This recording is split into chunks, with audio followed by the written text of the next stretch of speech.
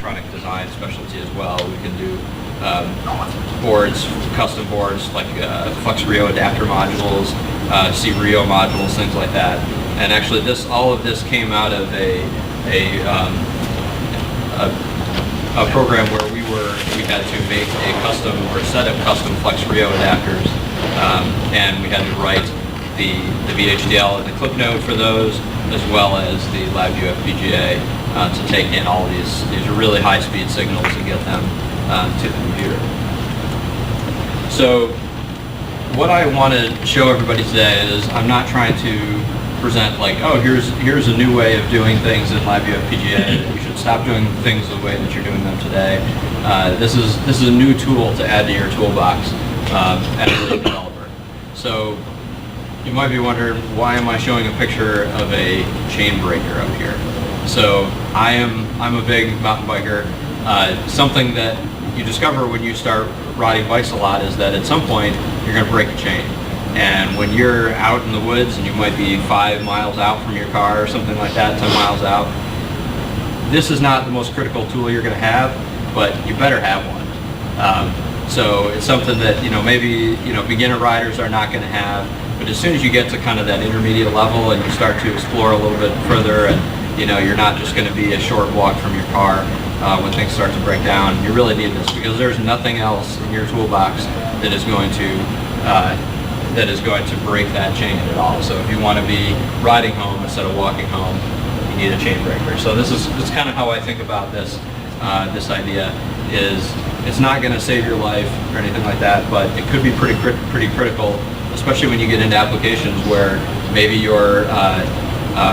the space on the FPGA is really tight, or maybe your timing constraints, like in our case, are really tough to meet. Okay. So I had a lot of trouble coming up with a good name for this presentation, which is why it's a little generic sounding. So I've tossed around all these other ideas, and basically this is, I think a better title for this is kind of my exploration of state machine simplification, and I'll talk about what that means in the next few minutes. So hopefully, so this is an intermediate course. Hopefully everybody here has a basic understanding of what an FPGA is. Your FPGA is this piece of silicon that has a fixed number of resources on it. So the best analogy that I could come up with is in a theater, you have a fixed number of seats that are available for people to sit in. You have the aisles that allow people to move up and down, so you can kind of think of that as like information exchange, or on FPGA fabric. A lot of times those are where your FIFOs are located. And then you have these fixed resources around the FPGA. So in the theater you have exit points, so colors are not the greatest on here, but the red E's on the side are your exits, the green E's on the bottom are your entrances, so that'll lead you out to the lobby. And then your S's are the speakers, and the stage is another resource of the FPGA. So let's say this is your local community theater. They're putting on a production of LabVIEW the musical, and now it's school. It's kind of the school day. So all the schools are now taking trips to come see this, and so somebody in the theater has to figure out, how am I going to manage all of these different groups? Okay, and each group has slightly different sizes and different constraints that they have. So in the first group here, we have a bunch of people that are big Jeff K fan club members, and so they want to be like right up next to the stage for this musical. So we got to put, because there are a few people that need to be up near the stage, their entire group has to be near the stage. Okay. So then we have another group that they love going to like rock concerts and stuff like that, so they want to be blasted out by the music and everything. So they're going to be right up next. They want to be right up next to those speakers. And then you also have some people in that group that are maybe going to need to make a quick exit through one of the exits for some reason. Okay. Then you have another group that they want to be near the entrances because they've got a handful of kids that constantly have to be running out to go to them. So They need to be near that. They don't want to be coming through the whole theater. And then we've got another group in the middle here. These are the Michael Keaton Batman Appreciation Society. So they're all wearing costumes, but they can't turn their heads at all.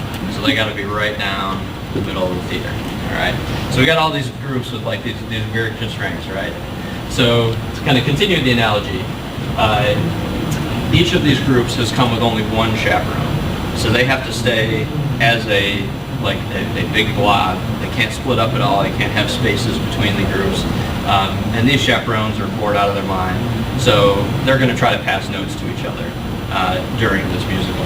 But they only want to do that during the applause. So we have this kind of periodic applause that's happening. And this is kind of synonymous with you have signals on your FPGA that need to get from one place to another, right? Okay. And so right now, it's pretty difficult for that one chaperone who's sitting right in the middle of the group to get the message to somebody in another group really quickly, right? So if they can do it, that's great. They can do it within the timing constraints of that applause line. But if not, that's going to be a problem. That means that our FPGA isn't going to compile. So the whole thing that I'm trying to do here is to get you to think about this in a different way. What if we told all these groups, the theater director said, hey, you know what? We've got extra seats around here. We don't need you to be so constrained that you only bring one chaperone. So bring some more chaperones. Now you can split up your kids into smaller groups. Yes, we're going to use up a few more seats in the theater, but guess what? We have a lot of seats in the theater. So that's not necessarily a problem. So bring a few more chaperones. Now, chaperones may only have to hand a message just a few seats over to another chaperone, to another chaperone, to another chaperone. So if they have to get a message from one group, one major group, to the next, it may take more applause lines or more cycles for that message to get there, but it's going to be way easier for the theater manager to manage all of those groups. So what does that look like? So I think my numbers are pretty good here, but the idea is that now we have all of these much smaller groups, and we have a lot more flexibility with how to lay out the FPGA. Okay? So this was kind of the thing that I was challenged with was our VHDL developer is really solid, and, really new at stuff, former Xilinx FAE and everything. And he said, when I do VHDL designs, I break everything down into really, really small state machines. So what if we took our typical LabVIEW programming, we're going to put together, a handful of large loops in our FPGA application. If we take those and break those down into many smaller loops, it's going to be easier for the compiler to move those smaller groups around and lay them out in the FPGA. It's also going to make timing easier to meet. We may have more latency on some things, but messages and signals on the FPGA don't have to move as far each clock cycle. It also allows a lot more flexibility around these critical resources. So we can just have the code that is near that needs to be near that critical resource near it, and then we can use really, really simple signals to communicate with other loops in the FPGA. Sorry, I kind of went through my own slide here. So we're going to, breaking up this design into these smaller loops. And the big thing here is the FPGA is inherently parallelized, massively parallelized. Everything runs at the same time. Let's make use of that massive parallelization instead of kind of enforcing that this huge block of code runs inside of the same loop. Okay. So what does this mean for our LabVIEW FPGA code? So, we typically have, how I might have done this a couple of years ago is I'm going to write a loop that, even though it doesn't have a lot of stuff in it, I'm maybe grabbing data off of some physical I/O. I'm doing some data processing on that, and then maybe pushing it into a DMA. And at the same time, I'm also maybe counting the amount of data that I'm receiving from those I/O nodes, and maybe I have some kind of fault condition monitoring, like my DMA overflows, or maybe there's something else in the actual signal itself that I'm looking for that constitutes some kind of fault. So rather than combining this all into a single loop, we can separate that out into separate loops and then use FIFOs and registers to communicate between those loops.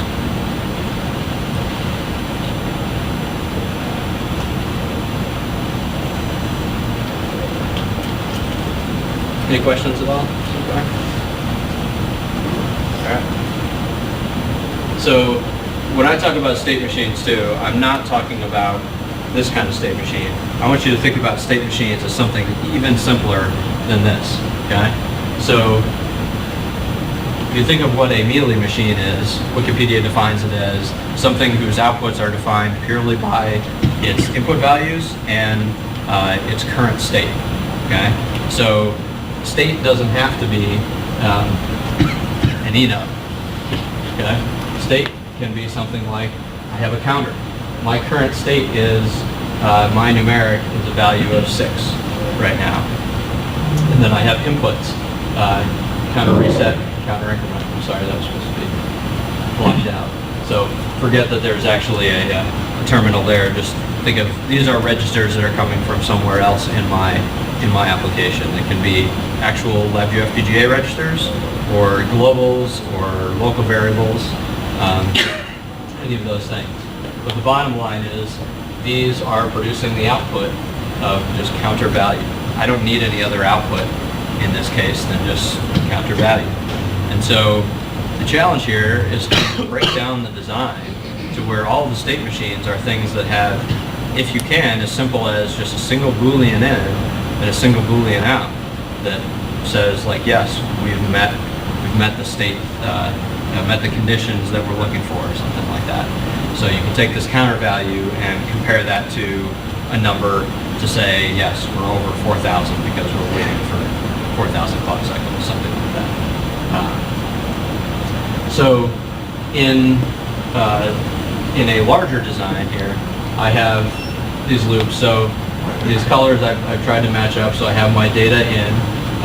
In this case, I have my 32-bit data, and I just used one of the inputs on the front panel. I just said that's a data valid, just so I can use kind of handshaking methods throughout this.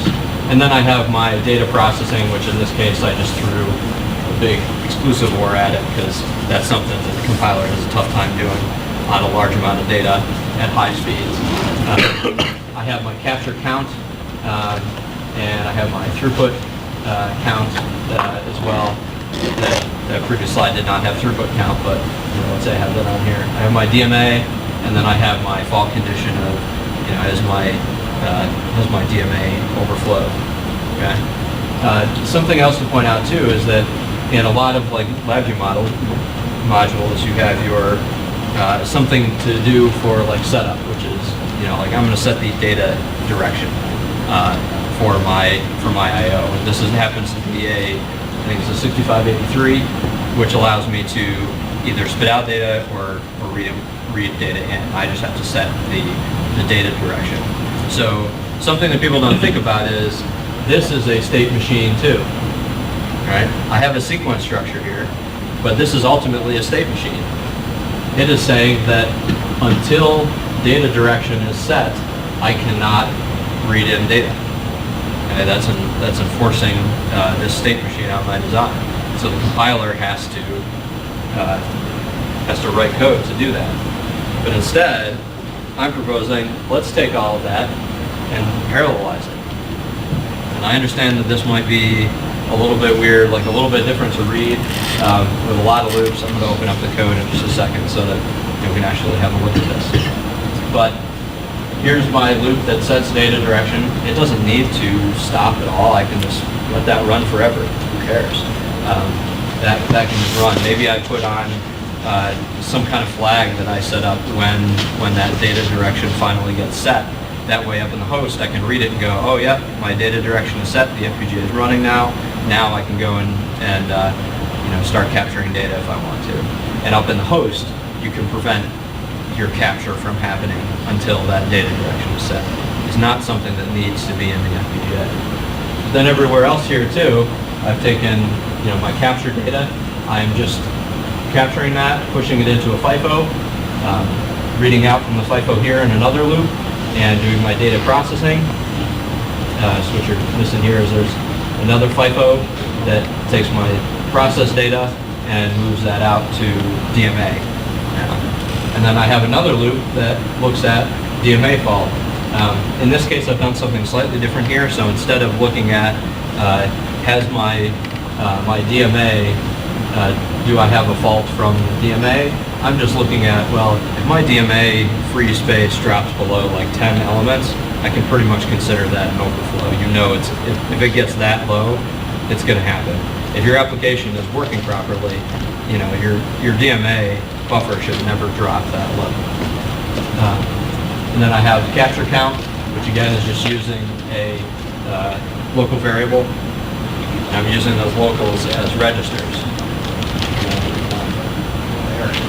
This takes up less FPGA resources than It does not use less resources. I'll get into kind of results in a minute. But the idea here is that, so again, here's the kind of our vanilla design. Like I said, you say you compile it at a higher clock rate. You can compile at higher clock rates. The compromise here is that, yes, you are going to use more resources because in order to accomplish this, I have to use more FIFOs, more registers, but in a lot of those cases, those are resources that are pretty plentiful on the FPGA. So again, this is not going to work for every single design out there, but it is going to help with a lot of stuff, including if you have a design that is using a lot of fabric and the compiler is having a tough time compiling that. Part of that may be that you may be able to use another 1% or something like that to add these registers and things. But if the compiler has a much easier time placing those blocks of code and moving them around, it may be able to compile even with you using slightly more resources.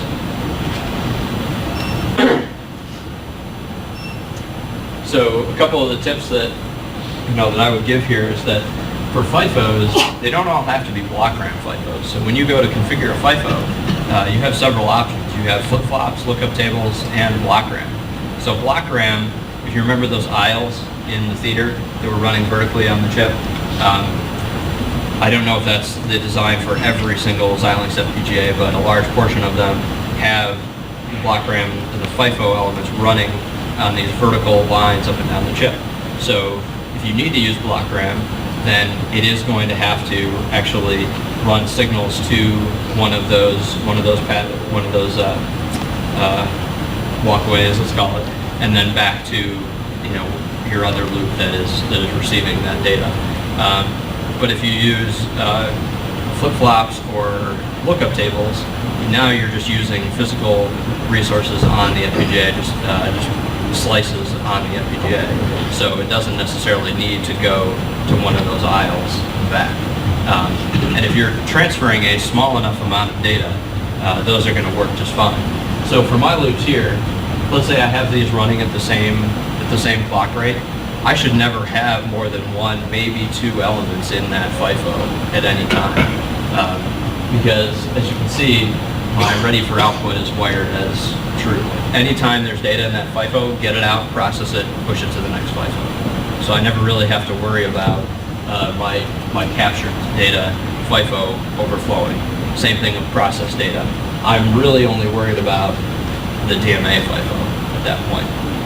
So you have to kind of make those evaluations of, where do I care about this stuff? In this case, I set these FIFOs, these were 32-bit FIFOs, and I set those at 25 elements. So probably way more than I'll ever need, but that's what I set them at. So it is going to use a little bit of slice and register usage on the FPGA, but it's not going to use up your block RAM at all. It's going to make the timing pretty easy to make. Then for some of these other loops, kind of the best term that I could think of is, in my original FPGA design here, I have these things that are just kind of hanging off or just dangling off of here that are using nothing more than just one or two of the Booleans in that loop to do their work. So the capture count is just resetting when capture enabled goes high, and it is incrementing whenever data is valid and we're capturing. Data valid and capturing. So it's another way to think about this too is just think about what are the inputs to that state machine. In that case, my inputs are capture enabled rising edge and data valid and capture enabled. So we go over to this, and in this case, data valid. So I actually put a register here called data valid in my capture data loop, and then I can just use that in here. So this is nothing more than just incrementing when data is valid and resetting capture enabled goes high. So even though you're breaking out the design and into like all these parallel loops, it's going to make it's going to make doing development. It's going to make your block diagrams much bigger. That's definitely one downside of this, is that they're going to be a lot bigger. You need to think about different ways of organizing your code so that, to make it readable. So in this case, my data flow for captured data, typically I would just kind of go left to right and follow those FIFOs just going from left to right. In this case, I just put the DMA loop down below just to try to get this stuff to fit on one screen for this presentation. But then my other kind of my dangling state machines, I'm just putting those on the side. And a lot of my designs, I might have 10 or 20 or sometimes like 30 loops just all vertically stacked in there. These are all just things that are happening in parallel. So this is a case of where like it would be great if we had like decorations like arrows and things like that to be able to just clearly mark that on a block diagram, but we don't really have tools like that. Yeah, you can kind of do it with front panel decorations, but just got to make sure that you're documenting well enough. Using background color for loops helps a lot too, to kind of show the data flow. We'll get a couple of these other loops as well. So again, like in my throughput reset, this is a thing that is saying how often do I check to see how many elements have come through to figure out what my throughput is. So my throughput reset period is just coming in from the user or from the host, and then when capture enabled goes high, or if my count gets to the reset period, I'm going to reset my counter. And then when throughput reset goes high, that just tells my throughput count loop that, hey, it's time to push a new count out to the front panel. And I use a feedback node with the enabled turned on, so that I can just push that when I have a new value to push.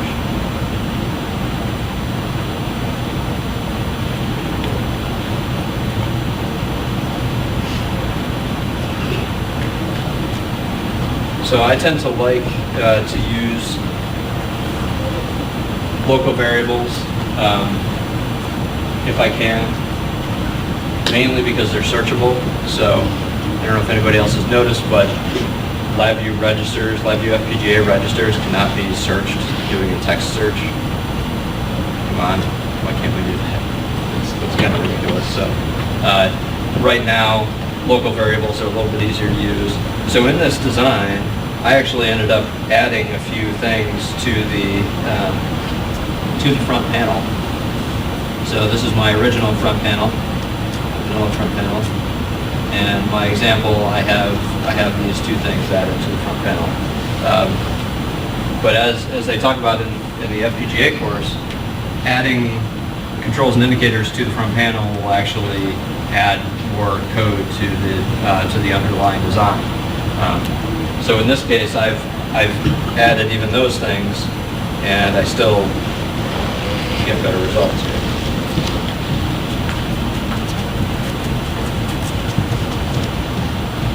So this is a comparison of those two designs.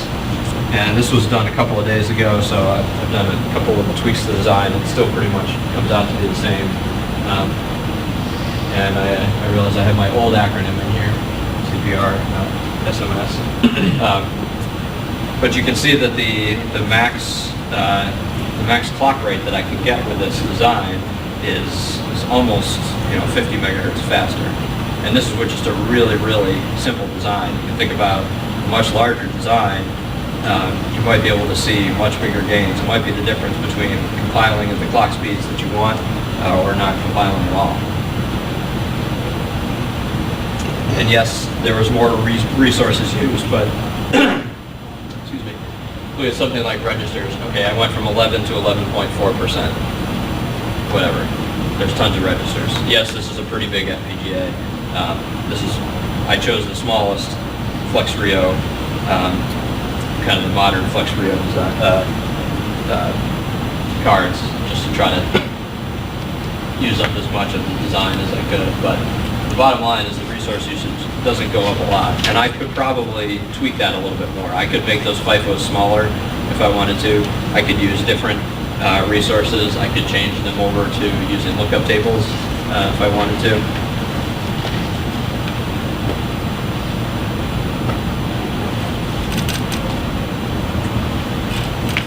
So, what are the pros that we're getting out of this? I'm going to argue that it's improved debugging, because if you saw, each of those loops becomes really, really simple. Instead of having this big loop that, typically, unless you've laid it out really, really well and you can look at it and go, yes, this piece is completely independent of this other piece other than their one input or something like that, sometimes you end up following like just the wrong wires through your block diagram and try to debug something. So the debugging becomes way simpler because I can just make the statement of, I want my capture counts to increment when data is valid, and I want it to reset when capture enable goes high. And then I can do the logic for that outside of those loops and then just provide registers that are called that. I can just have a data valid register, and I can just have a capture count high register as well. And that, in the case that I showed, I am doing that, the check for rising edge right inside of that loop. But that's a pretty easy thing to kind of see, especially if you have that sub-VI. So I've actually found that while the block diagrams might become bigger and in some cases a little bit tougher to read, I've had a way easier time debugging things. I've not been able to do this on like an apples to apples project other than kind of my checks as part of creating this presentation. But I had a project, so the first phase of this project I did a couple of years ago, and then the second phase I did this spring, and that was when I kind of took this whole different approach to it. And I can tell you that even though I went through and I completely rewrote the FPGA design, it took me significantly less time to debug. I had way fewer compiles. It was just a way more pleasant experience. And I don't think at any point I ever had to do a recompile because I wasn't meeting timing, which was the case probably half of the time with the previous design. So again, I don't have a true application level apples to apples, but this is the way that I've approached pretty much all of my designs since like earlier this year, and it's made a big difference in how quickly I can put out a FPGA design. So obviously improved clock speeds. This is one of the main reasons that you would do this. Easier routing for the compiler. So again, just the placement of those blocks. If those blocks become smaller, it makes it easier for the FPGA, for the compiler to place those. Better resource distribution. So again, this is kind of those critical resources that we have. It makes it easier for the compiler to figure out what code needs to be here. In that table listed the compile time, compile time less. Compile time was about the same. Yeah, I was kind of expecting that it might be faster, but I think that this was done with Vivado, and I think that the way that Vivado does things. It's a little bit different process than ISE was. So I suspect that in ISE you might see faster compile times, but LabVIEW products are quickly moving away from ISE. So unless you're doing something on an older FPGA, or I think like R series cards still compile in ISE, you're probably not going to see much gain there. One thing I do want to point out though about that design, so I put this example up on GitHub, so I'll show you the link for that at the end, and anybody can go and download this and play with it a little bit, and just look at in more detail at some of the stuff I've done. But that design, because of the way Vivado reports clock speed, I basically had to like drastically overclock the entire design and just say, I want this to compile at 400 megahertz, knowing that in no case is it going to compile at 400 megahertz. That way it would kind of report back to me, well, like, here's the best I can do. So it's not it's not the perfect result. I didn't go into, the Vivado tools and actually try to extract the real clock time of a design that met the compile. This is something I haven't really touched on yet, but you can minimize your clock resources as well. So one of the things that I've had to do a lot in my designs is I'm bringing in data on some user-defined clock, or some clock that is typically generated using some of the PLL resources on the FPGA. So instead of having a whole ton of code inside of a loop that is using those clock resources, try to minimize the amount of stuff that is using those clock resources. So, example here. So in my capture data loop here, this is the one that would probably have to be operating whatever my capture clock rate is. So, 156 and a quarter, or 78 and an 8 megahertz, something like that. As soon as I get that into a FIFO, I can then move it into something that is kind of more of like a native clock for LabVIEW FPGA, like 40 megahertz or 100 megahertz or 200 megahertz. And then I can do everything else using handshaking from there on out. So I don't have to keep it in that clock domain. So then the only code that's running in my unique clock domain is just that piece.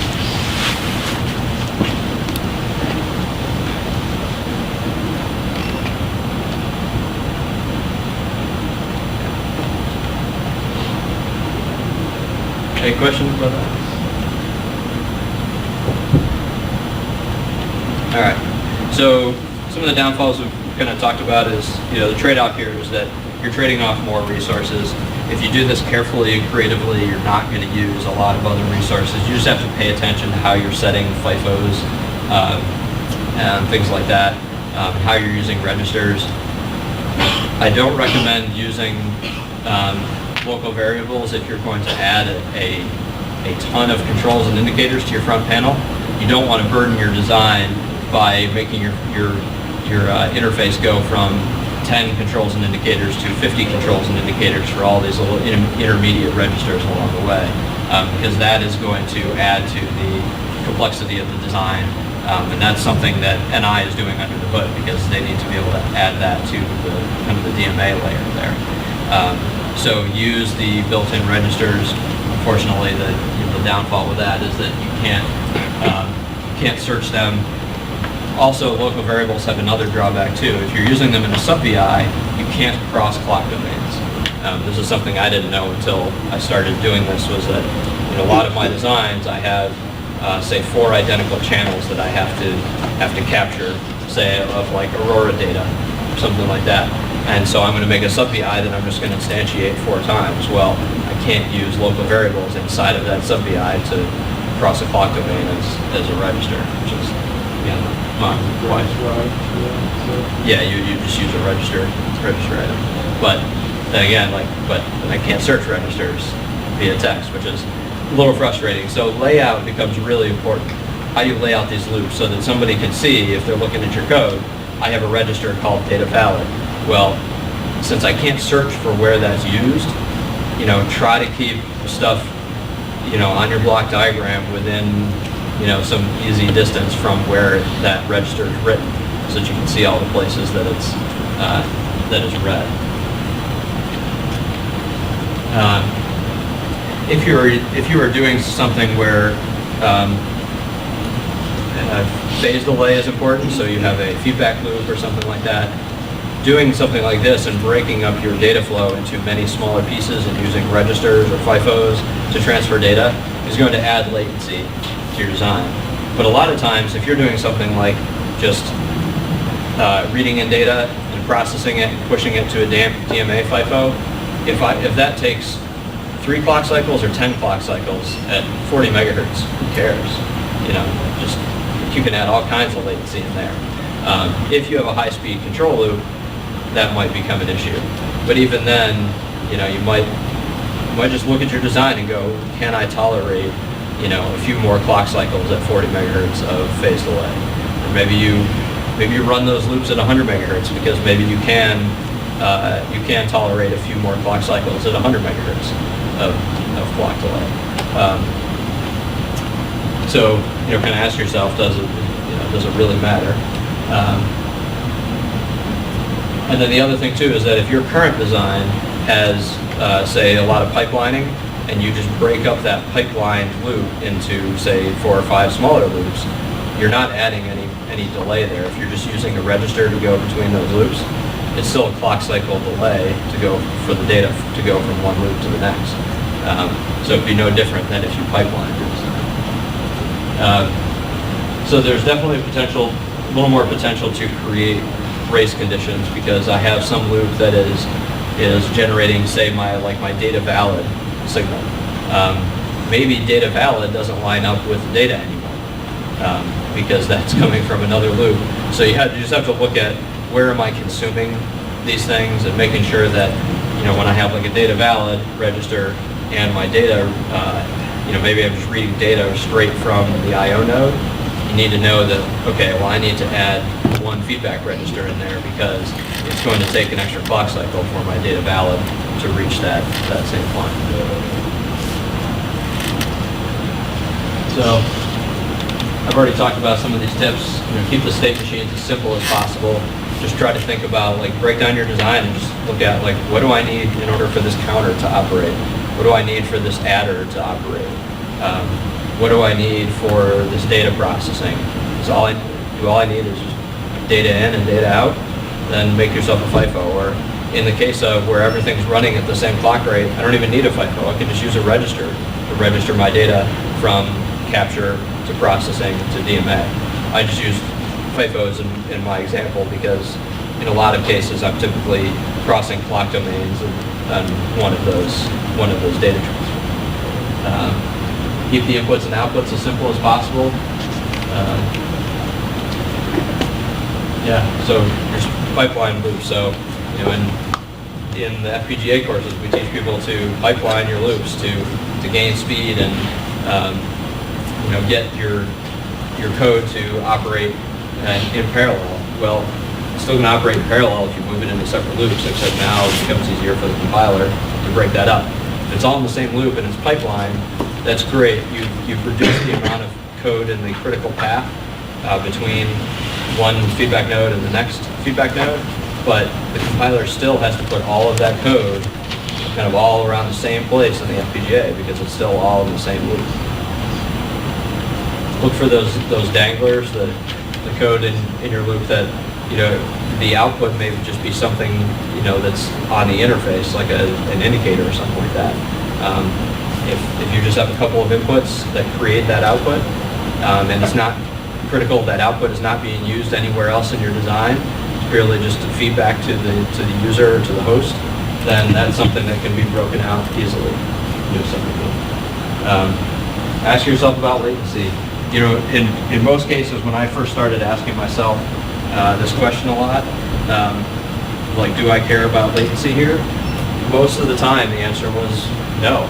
If this takes an extra 10 clock cycles or even 100 clock cycles, the rate at which I'm doing things on the host is so much slower than what's happening on the FPGA.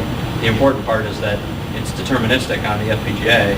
Once I get it into a FIFO or to a front panel indicator or something like that, I don't, like, the determinism has already been taken care of. Now I just care about reading the latest value or just pulling things out of a FIFO. If it takes an extra 100 clock cycles to get there, it doesn't matter. Probably have one more. So, go and add another tool to your toolbox. Again, it's not saying you got to go back and redo all of your designs, but just think about this in the future as you do designs. So if you're having trouble at the moment getting a design to compile or something like that, go through your code and see if there's some refactoring that you can do. So before you go, if you've been to any other sessions, there's the survey that you can fill out here as well. But this is probably the slide you're more interested in. If you want to see that code and pour over it a little bit more, it wouldn't let me put the code into the app there to download. So earlier today I was sitting there thinking, how can I get this code to people? Oh yeah, we have this great tool for sharing code. So I just threw it up there really quick. So if you want to grab it, you can. And then you're also welcome to go to our website just to check out Viewpoint some more, look at some of the stuff we do. This is something that I live almost every day, is doing this FPGA stuff. I really love it. It's allowed me to be an electrical engineer through software design. So enjoy it a lot. Any questions about it? Yeah, questions about it? Would you mind going back to your block diagram, the first one you showed, before you had split it into the loops? The LabVIEW block diagram? Or? Yeah, the LabVIEW block diagram. Okay. I think I was curious as to if that was pipelined with the same number of pipeline stages that are added when you split it into the loops. So did you double check to see that you were really doing an apples and apples comparison based on the pipelining, that your critical paths are the same? And also I was curious as to whether enable chain logic became a factor in your static timing analysis because of the sequence statement as well, possibly reducing the frequency of this initial one here. I was curious if those were two confounding factors because of the fairly small delta in the two of them.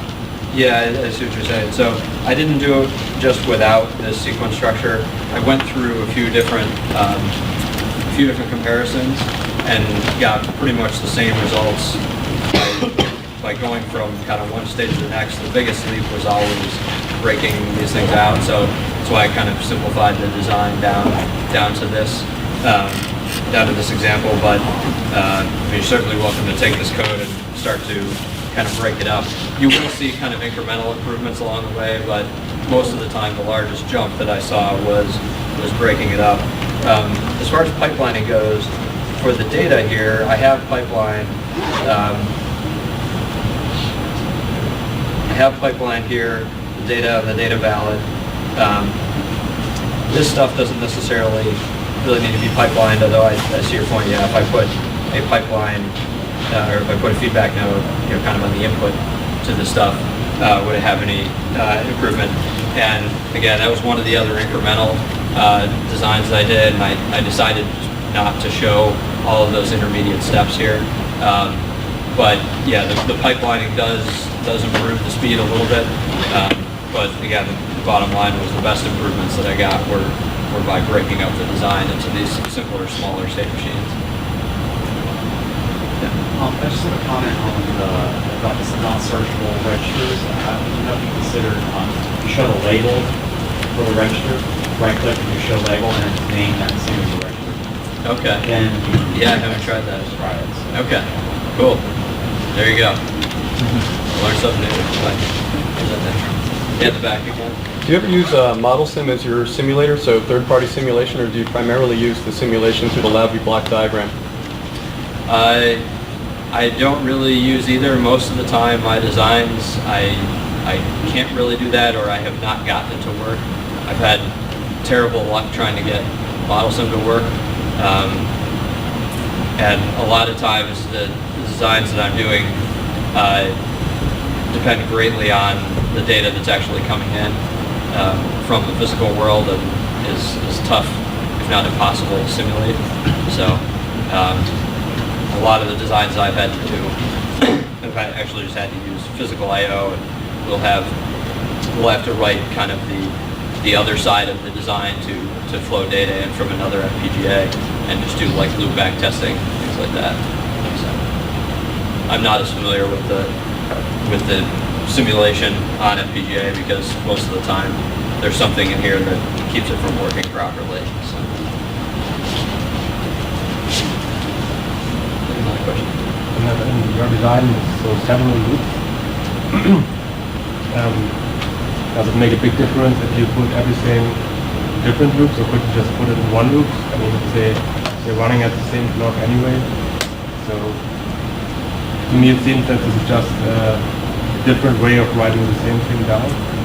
Not necessarily, because what the compiler is going to do is if you put it all into one loop, then the compiler is going to try to place all of that stuff close together. So this is kind of going back to those theater slides that I showed, where it's trying to group everything tightly together. Whereas if it's broken up into simple loops, if my only data transfer between loops is a single bit register or a 32-bit register or something like that, then that loop can be placed farther away, and it's going to allow a lot more flexibility in the design. Yeah, just to add to that point, I think a lot of the Xilinx chips have some dedicated clock propagation circuits, which allows for extremely efficient sharing of clocks among different loops, Okay. which I think is more efficient than actually trying to share data across one large loop. Do you have a question? I did. Yeah. It was kind of a follow-on to what you said buffers on the inputs section. Because on the project that I did, where it was much more highly timing constrained, I ran the direct implementation.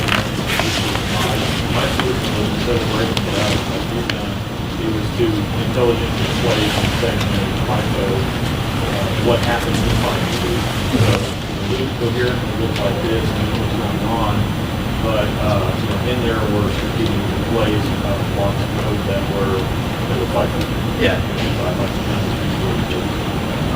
So in my experience, I found huge timing differences where suddenly blocks that were in critical path now are Yeah. so I think it's still worth the consideration, because what you have here is it's likely to be the same. Yeah. Whereas if you have everything broken up and this only five those blocks, I see your point in looking at the system ways, but at the same time, you've got two needs, you have boxes thrown around, target, you have to move forward. I can't imagine a situation where those people have issues. Yeah, and I wish I'd put that the kind of the intermediate design here, because that was one of the first things I checked was, okay, what if I took the design without really any pipelining, and then added that pipelining and then split it up, and it was always just another incremental improvement by splitting it up. So I think if you're looking for absolute maximum clock speed, you're going to want to do it the way I've been talking about here. But yeah, a lot of times you can probably get away with just doing pipelining. In my case, this was something where the design that I had, the timing constraints that we were talking about, were near the edge of what the chip could do in the first place. So we're going to get a little creative. But any other questions? All right, again, check this out, give this a try. If it helps you complete a design, that's great.